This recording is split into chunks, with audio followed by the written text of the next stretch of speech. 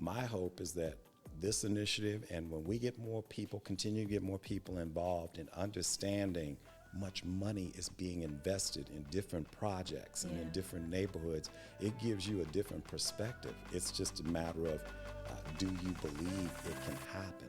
Welcome to Six Pillars in Action, a podcast that takes you inside the work, the people, and the purpose behind one of the most meaningful investments in African American communities right here in Indianapolis. In each episode, we sit down with leaders, partners, and change makers connected to the Indianapolis African American Quality of Life Initiative to talk about what's happening, why it matters, and how real transformation is taking shape across our city. Whether you're a community member, an organization doing the work, or someone who simply wants to understand how change happens, this conversation is for you. Welcome to another episode of the Six Pillars in Action podcast, where we take an in-depth look at the incredible work of the IAAQLI, or the Indianapolis African American Quality of Life Initiative. This episode, we have the pleasure of being able to sit down with Tony Mason, president of the Indy Urban League, and learning more about the history of this process and how we got here. So welcome. Hey, it's a pleasure to be here. Happy New Year. Happy New Year. We made it. We were just talking about that. We made it to 2026, y'all. So through this process, I know all of us want to jump in to talk about money, talk about, all the things, but we're going to take a little step back and talk about what was the why that brought this about, and what were the conditions in Indianapolis that made the creation of the IAAQLI necessary. Well, when you think about IAAQLI, sometimes people focus on the moment. But the challenges facing African Americans in Indianapolis and in Marion County have long persisted. We're talking about decades. So we're talking about higher unemployment rates, lower wages, jobs without benefits, substandard housing, underperforming schools, poor access to quality health care. And so when you think about the social determinants of health, there's always been the challenge that our people have faced here in this city. And so those things had not changed up to a certain point. And so we know that many families are still struggling with those very same things. And so we know that the IAAQLI is intended to be catalytic as well as transformative. And that's what we're hoping to accomplish ultimately when we go back and we evaluate the initiative and its impact on the community. Yeah, I mean, especially at a time where race-based assistance is under such attack. Yes. Right? And so it kind of shifted the ground under our feet a little bit, because it was like we were operating with this belief that everybody believes that we should help folks that are struggling, right? And then now it's in question. Yes, it's in question, and not just help or assistance for African Americans or other people of color. We're talking about just struggling families in general now, where there appears to just be no appetite or care for helping struggling families. Yeah. And so that's terribly unfortunate, but I think the blessing that we have is that we've been able to do this work over the past 5 years, thanks to this amazing grant from the Lilly Endowment to the National Urban League of $100 million. And while it's certainly a lot of money, it's more catalytic in nature than transformational. And so it's given us a great opportunity to attempt to address some of the challenges. Yeah. So I know you all were very intentional about how you approach these challenges, and you guys worked through a 6 pillars framework. Yes. So tell me about how that worked better, especially at the start before you guys knew it would work, right? Yes. Why take that approach rather than an isolated investment approach? Well, absolutely. But when you go back to the very foundation, so to speak, of IAAQLI, the focus was on essentially implementing a place-based grant-making effort that would call for increased collaboration across the community, organizations working together with key institutions to impact the quality of life for African Americans, touching on education, entrepreneurship, employment, health, housing, civic engagement, leadership development, and organizational capacity building. So when you go back to the very beginning of how we chose to go about this, then it was critical for us to embark on a process whereby which we would gather input, first and foremost from everyday citizens and families and young people in this community, as well as getting input from grassroots leaders, grass tops, faith-based, civic, municipal, but also incorporating input from practitioners, thought leaders, experts into that mix in order to work towards establishing what would be the priorities, strategies, or goals of the initiative. Because we could have very easily said, well, you know what, we're going to pick 5 or 6 projects to get behind and go from there. But then that would not have created the opportunity and given voice to the concerns and the challenges that everyday people face.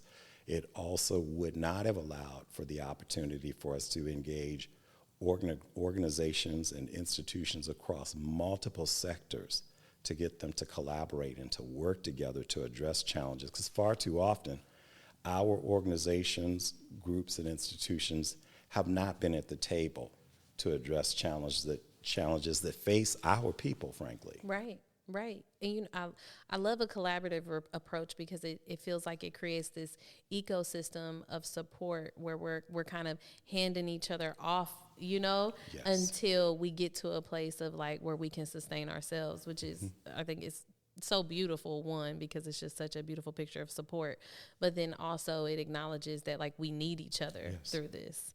And I think that's sometimes what's missing in like collaboration. It's like the collaboration exists and is necessary because we need each other. We can't do it all alone. We absolutely do need each other. And while we can think across the community and consider organizations and institutions, and we can always find something that they could be doing better or the leadership could be doing differently. But the reality of it is we have a lot of organizations that are doing great work in the community, and so how do we leverage the strengths of those organizations to work together? Because the reality of it is in Indianapolis, poverty is not confined to one section of town or one neighborhood. It's all over Indianapolis. Yeah. And so we have to have service providers, community organizations that are addressing these issues in all of our neighborhoods. And so that's another important part of this in terms of building the ecosystem to address challenges in our neighborhoods throughout the city. And was there, as you guys were choosing these organizations that you were going to work with, was there intentionality around like filling in those gaps? So like, let's say you have youth organizations that are serving folks from 15 to 24, right? Mm-hmm. Was there intentionality around make sure we're plugging in those holes? Like, because what happens when they turn 24? That's right. What happens when, Very, very much intentional in terms of representation across the community. And thankfully, a number of the individuals that were involved in those very first conversations also played a role in helping us to inform who should be a part of conversations. And so for the first time, in many instances, we had scenarios where, let's just say legacy institutions, whether it's the Urban League or LISC, now you're at the table with the Ross Foundation or Circle Up Indy, and I could name a number of others where you're having these conversations, having dialogues, and talking about the real challenges that exist. Because I may, as the leader of the Indianapolis Urban League, see or understand a challenge facing the community at a certain level, but at that neighborhood or grassroots level, there's someone who may be going door to door on a daily basis helping people, and they have an important perspective to share, as well as that, frankly, of the very people we all hope to assist and serve on a daily basis, those struggling families that oftentimes don't know where to turn or do not have a voice and will never be surveyed walking down the street. Yep. There's, I know we started to touch on the 6 pillars, and you named them. When you guys went to these thought leaders, went to these community leaders, you said, you reach an array of folks. What did that actually look like to get that data to create these 6 pillars? So it's a combination of anecdotal conversations, interviews, surveys, community sessions, if you will, or conversations. A lot was done to encourage that discussion, but we also we're making sure to encourage those participants to bring the data, share the data, talk from that perspective. Because I think it's very easy for us to talk, qualitatively around an issue or something we saw when we drove down the street or when we walked into a school that needed a lot of resources and help. Because ultimately, our hope is that that becomes the basis for how we all move and work together in the community. Because when we think about resources and philanthropy, a lot of that is going to be driven not just by emotion and qualitative discussion, quantitatively. What if we make this investment, if we come alongside the work you're doing, because this work will have to carry on.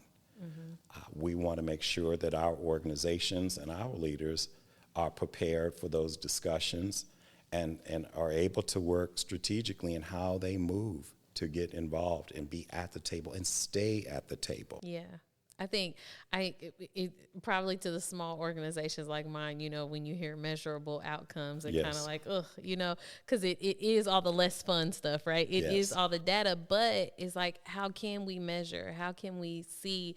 And, more importantly, how can we evaluate if what we're doing is effective? Yes. If we're not making sure that the numbers are there, that the data is there, and that we're growing in a positive direction or even getting better. So that's something that we overlook. It's like, are you doing a great thing by feeding, 10 people a week? Yes. But what if that was able to scale to 20 or 200 with simple changes? But you don't know because you don't keep no data. And that's crucial in these conversations. And especially now, as you mentioned earlier, with all the attacks against anything from DEI to any sort of race-based supports for initiatives. Now more than ever, we have to have the data to help make the case and to support. It was always important, but in this climate now, it is 100% necessary, because if you don't have it, the person sitting across from you may very well believe in your cause or the work that you're doing, but you have to give that person the ammunition that they need to make the case to whoever they may have to convince to fund your initiative or project. Yeah. So we're talking about money now. So nearly $90 million was the investment. And why was it important to look at it from that scale? It was important to look at it at such a large, significant scale because the problems and the challenges are so large and significant. When you talk about over 30% of African Americans being poor, over 30% being housing cost burdened. We know about the low education attainment rates. We know that we've always had unemployment rate that's been 2 or 3 times higher than that of Caucasians in the community. The challenges that we're facing with health outcomes, they've always been staggering. And so, again, $100 million is a lot. 90 million in investments is a lot, but if anything, it's just catalytic. It's the start. And so our hope is that through the over 200 grants that we've awarded thus far, is that it's work that is not only impactful, but that it's sustainable and can be carried on with additional investments, whether it be from the philanthropic sector or for those of us who, live in the neighborhood and understand what our elders went through. We now have to also step up and invest in our organizations and our causes, because if we don't, then how do we convince others to do the same? Right. And why do you believe this funding moment is historically significant for Indianapolis, especially for our African American community? Well, let me say this. I'm not originally from here, but my understanding is this is the single largest investment of this type going towards organizations that are committed to serving and impacting the quality of life of African Americans specifically. My hope is that while it's significant in the moment, that it just becomes commonplace, because we see staggering investments made all the time in other communities or towards other causes and people. And so we want this to become the norm, where we're no longer talking about it being historic. Yeah. And so our hope is that through telling the success stories and the impact of the initiative, that other funders will step up, as well as individuals who, have been blessed with wealth or whatever, could also contribute to the effort as well. This wasn't a part of our questions list, but Sure. I just want to hear your perspective on this. I remember one time, especially out here on the Far East Side, we were fighting about $900,000 that was going to food security. Yes. And so we were going down to the city council to argue about it, and we were there. They were talking about hundreds of millions of dollars in development projects that were happening downtown, Yes. right? And I remember sitting there thinking, like, we are fighting over $900,000, and they're in here talking about hundreds of millions with ease. Yes. And so I guess I just want to hear your perspective on, there's a lot of folks in our community, they'll say, money can't solve these problems, but it does play a significant role. So can you speak to that? Absolutely. When people say that, and this is just my perspective and opinion, oftentimes it's either people who have money that say that to people who don't have money, or unfortunately, it may be an individual responding through, a deficit lens of sorts. Because if all you know are challenges and the lack of solutions, responses, and investments, then that's all you can speak to. My hope is that this initiative, and when we get more people, continue to get more people involved in understanding the political process and going to city, county council meetings and understanding how much money is being invested in different projects and in different neighborhoods, it gives you a different perspective. It's just a matter of, do you believe it can happen, and can the work get done? Because given where we find ourselves in this moment in time, we're going to need 10 or 20 times this investment in order to continue to have an impact and to sustain and to grow various initiatives and organizations. And so it starts with us believing and understanding that, yes, we should fight for that $900,000, Yes. but understand that there's so many resources out here in the community. Even take, for example, this initiative. This was the result of multiple phone calls. Yeah. And the Lilly Endowment being able to do it because of the resources that they have at their disposal. Where you've got the Lilly Endowment, you've got a number of foundations and entities in the community that have the ability to put a lot of resources out here to address problems. Now, you can have the dollars, but the work still has to be done, and that's why the investments in organizational capacity building, leadership development becomes crucial, because now that we have organizations who in many instances have substantial dollars to do the work, we have to make sure that they're prepared and ready to do the work. If for no other reason, our people are counting on them, our families, our young people. So we have to get the work done. Yeah. Well, thank you so much for coming, talking about the history. Make sure you come back. We will be back with Willis Bright to talk more about the IAAQLI and how we've gotten here. Coming up next on the Six Pillars in Action podcast, we'll continue our conversation with IAAQLI leaders. And don't forget to subscribe to our podcast and visit the IAAQLI website to learn more about the incredible work being done and how you can get involved. Welcome back to the Six Pillars in Action podcast. I am your host, Samantha Douglas, and we are back with Willis Bright from the African American Coalition of Indianapolis, actually the chair of the AACI. So first up, welcome. Thank you. How are you feeling today? I'm good. Good. Wonderful. So many people never get to see how funding decisions are made. So can you describe AACI's role in supporting and administering this process? AACI is one of the 3 organizational entities that sponsor the Indianapolis African American Quality of Life Initiative. So as one of the partner organizations, AACI, which is a coalition of 20-plus community-based organizations, ministerial alliances, social service, fraternal, and other organizations, has been critical as a vehicle for us informing the community about each step of the process that IAAQLI has gone through when we are wanting to inform what the next round of grant applications will be.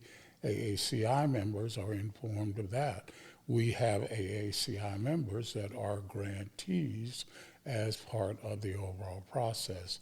So I am both chair of AACI, but co-director of the initiative. So that has allowed us to be able to use that organizational entity as one of the supports for IAAQLI. Yeah, I can imagine how helpful it must have been to be able to leverage the connections of organizations that already made these inroads with the Black community, and then now you actually have such incredible financial support coming in. I can't imagine how helpful that was, that you didn't have to start from scratch, but that you were able to help use these relationships that have already been built. Yes, and those relationships also help lead to broader community relationships, because although AACI members are a diverse group, they did not necessarily cover all the issue areas that IAAQLI has been responsible for. I think, as Tony was saying, we've been involved in housing and employment, education, leadership development, entrepreneurship. And not all AACI members were involved in either developing people's skills in those areas or doing the work in those areas. So we cast our net broadly in the community and used not only those organizations, but many of the organizations had people who know the community broadly. So they could say to us, do you know about X organization that has been doing this program with mothers that are to aid them in being able to care for infants? So that's the way we mix and matched the two things. Okay, yeah, and you set me up perfect to talk about access to this process. So how did you all ensure that this process wasn't just technically accessible, but truly fair? Well, one of the ways that we tried to make sure that the process was fair was to have a clear firewall between the administrative staff for the initiative and those who recommended the proposals that should be funded. Ultimately, the management team would get them. But each proposal, when it came into the portal, was distributed to specialists who may have expertise in the particular areas. 3 people reviewed each proposal so that we would not have a simple bias of an individual, but a collective view of whether a proposal seemed to fit. But further, you only review a proposal that has been submitted as a result of a request for proposals. So there were written requests for proposals that laid out what was desired in a particular area. That information was distributed broadly. It was distributed on radio. It was distributed on the website, and the website was very robust so that people could go get that information for themselves. So they would have clear instructions on what would be needed in the proposal that they would put together, the application that they would make to get it, and then a formal review process. All of those things try to ensure fairness with each organization that was presented to us. So through this, and especially with you all's knowledge and history of already working with especially Black-led organizations and Black-serving organizations, were there any barriers that you intentionally removed? Well, yes. That was one of them. Yeah. Because the initiative could target Black-led, Black-staffed, Black-boarded organizations, because that was what the initiative was intending to do. That eliminated a major barrier for some organizations. Now, that did not mean that organizations didn't have to have the capacity Right. to be able to define how they would do the work and be able to demonstrate that they could do the work. But to have an opportunity in this community to go into a portal that is for organizations that are Black-led, Black-board, Black-supported, that was at a major elimination of barriers. And when there were majority organizations that were either partners or funded, they had to have demonstrated capacity and demonstrated experience and be endorsed for their work in Black communities. And so because you guys worked so intentionally to remove those barriers, did it also give you a more exciting like pool of folks you could work with? Like it wasn't just, you know, the traditional same folks over and over again that you always see. What were some of the, or did you guys see new folks, and what were some of those more exciting ones that came up that maybe you guys didn't know about before? Well, let me just say there were some new groups that emerged. For example, I had never heard of the doula group that was working. I'm not going to start calling names because I don't want anybody to say, well, why didn't you mention us? But let's say this. There were some new groups that emerged that had been doing work for many years. And they were not only not-for-profit organizations in the 501c3, there were churches that also had programs, and they too were eligible to apply. Oh, that's amazing. That's amazing.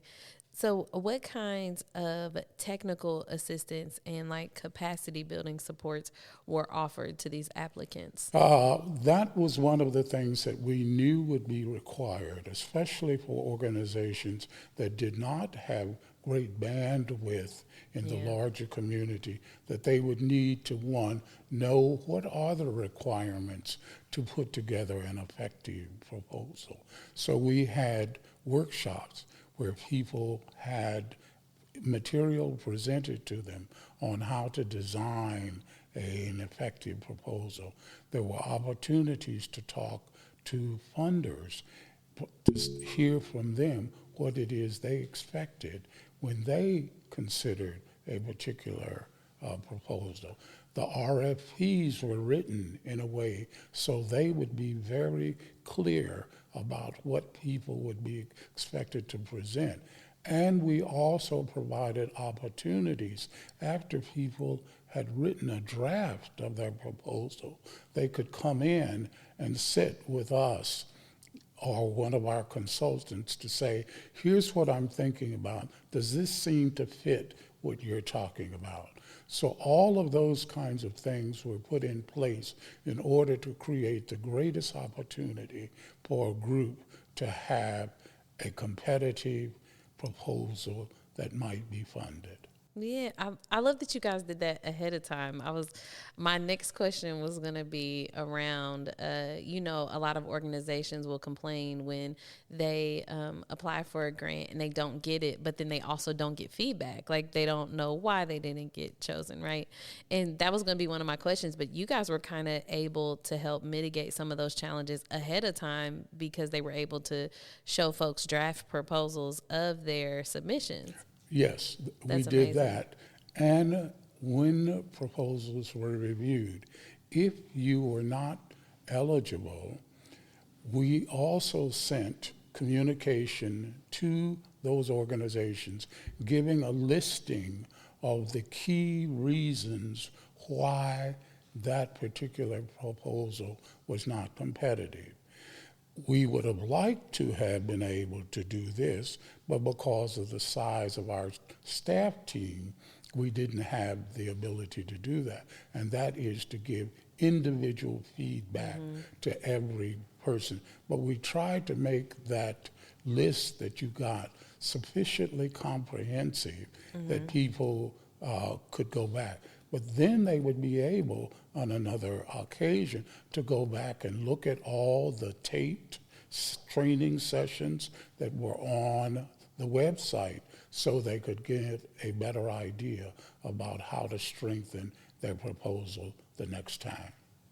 I know you've been in this space for a while, and so I wonder, as you looked at this process, was there anything that you were particularly excited about? Like, man, if I was a smaller organization started out, I wish I had a process like this for us. Like, was there anything in particular that really stood out that made this different than everything else? I think the thing that made it different for some organizations was the ability to come and talk to people once they had started putting their ideas together to see if that made sense and was consistent with what was being requested in the request for proposals. There are situations in grant world where you get an RFP maybe, but you apply and that's it. Yeah. And you either get it or you don't get it. But to have that intermediary opportunity to come and sit down with folks who first of all care about you and want you to be successful, to be able to say, here's what we're thinking about. Does this make sense? And while our consultants and team, we were not going to write the proposal for them. We at least could be able to give them some honest feedback. For most, it encouraged them to go further, and for some, they knew that they had additional work that they needed to do. I love that.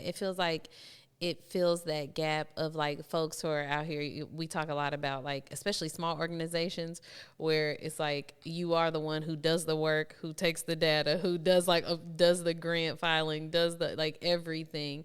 And so it fills that gap of, you know, that person who I'm just out here focused on the work and helping them craft like how you present this amazing thing that you're doing. Now, how do you put it on paper and actually get other folks to support it? And that is the reason we have funded efforts for groups that will be providing that kind of training, that kind of education for individuals and groups that are out there who need that, because it's going to be much tougher in the future for people to get their paper under the door. And if they don't have the basics very well defined and don't have the basics refined, it will be very difficult to be competitive. So some of our grantees will be providing those kind of training and education experiences because we know it'll be needed in the future. Yeah. Well, thank you so much for coming today, for explaining the process. My pleasure. I appreciate you having you here. You all, thank you for coming, for watching the podcast. This is the end of this episode, but make sure you look for other ones by following us on social media. Definitely make sure you like, share, subscribe, comment, all the things. You can always find us at I always say at IAAQLI. We appreciate you watching. Thank you. Thanks for watching the 6 Pillars in Action podcast. The stories and insights you hear on this podcast are just one part of a much bigger movement focused on improving the quality of life for African Americans throughout Indianapolis. To learn more about the work, the impact, and the organizations helping to drive change, be sure to visit the Indianapolis African American Quality of Life Initiative website. Follow IAAQLI on social media and sign up for the newsletter to stay up to date on the latest news and opportunities. Transformation is happening, and staying connected is one of the best ways to be part of it. We'll see you next time on 6 Pillars in Action.